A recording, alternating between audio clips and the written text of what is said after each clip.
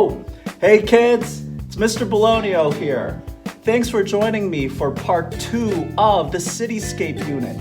Listen, I gotta find a parking spot. As you can see, I'm in this town where buildings are just popping up. So let me pull over, but as I find a spot, check out this art intro.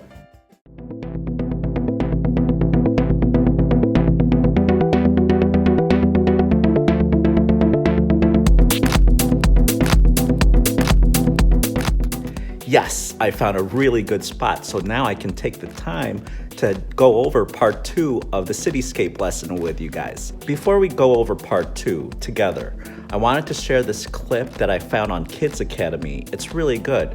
It talks about the different types of communities: urban, suburban, and rural. When we look at a city, that falls in the category of urban. When we look at our town, Downers Grove, that falls in the category of suburban. So check this out real quick, and then after the video, I'm gonna go over what we need to do.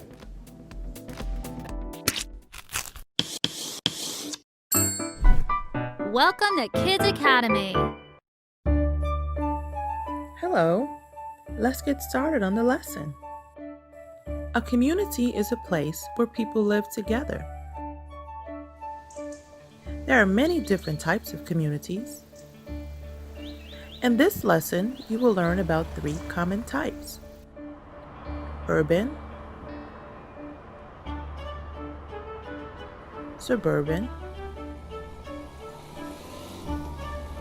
and rural.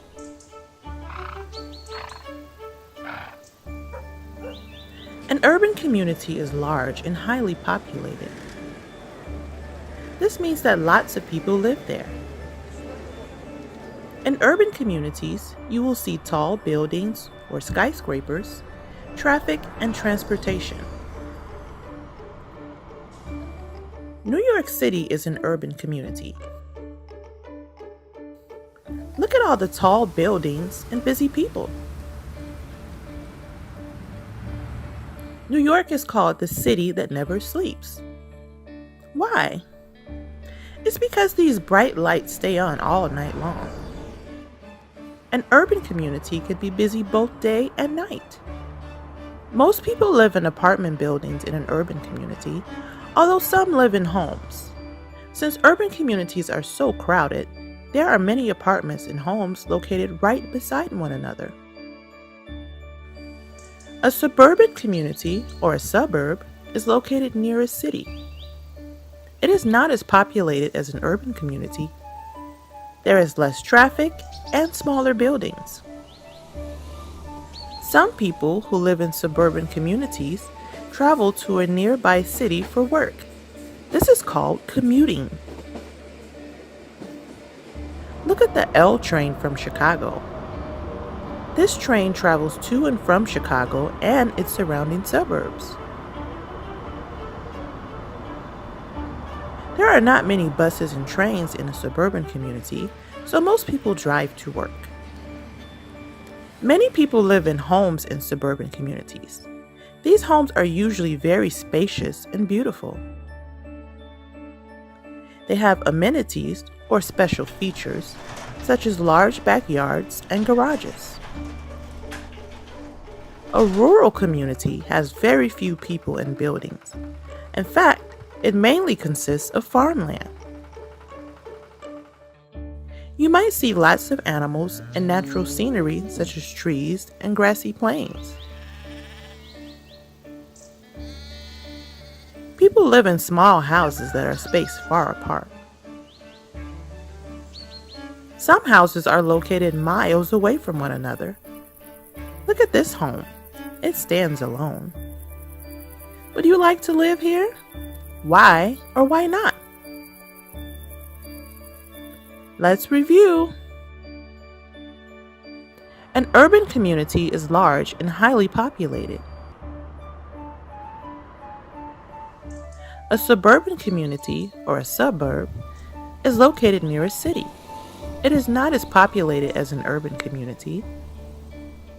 A rural community has very few people and buildings. It mainly consists of farmland. What type of community do you live in? Think about it. Look around your community. What do you see? Thanks for watching. Goodbye. Wasn't that cool? I'm telling you, you gotta trust me on these things. I thought that was awesome. All right, now is the time to go over part 2 of our cityscape. What I need everyone to do is get the sketch they did last week of their city with the faces. Remember, we looked at the artwork of James Rizzi, who did these fun cityscapes with these fun faces. All right, get that out, and I will go over mine as well. Remember, the learning target for this project is I can create a cityscape using a variety of geometric lines, shapes, and patterns. So I have my pencil drawing I did last week for part 1 right in front of me. For today, I would like for you to outline with a black marker. If you look here, I have different black Sharpies. If you don't have a Sharpie, any black marker will do. If you don't have markers, black crayon, black colored pencil. The reason we outline is so that your drawing stands out.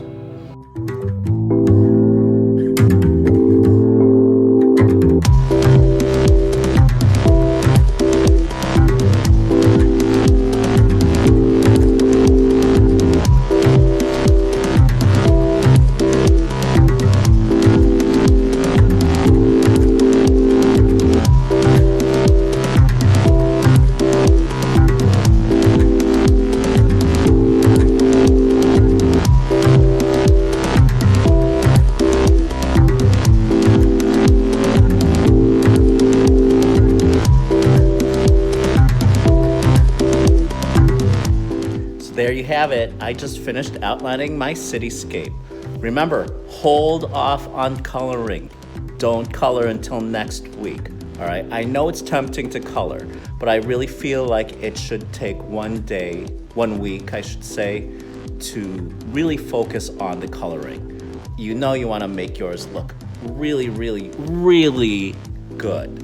Okay, what do you guys think about my work? We love it, Mr. Bologno. We can tell you did your best and you took your time as you outlined. But we understand why you're waiting to color.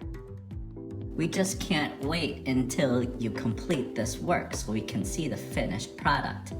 But we'll wait a week. Aw, thanks guys. I knew you'd understand. We gotta get back to the Artmobile. You know what that means. To the Artmobile, let's go! Come on, guys. Come on.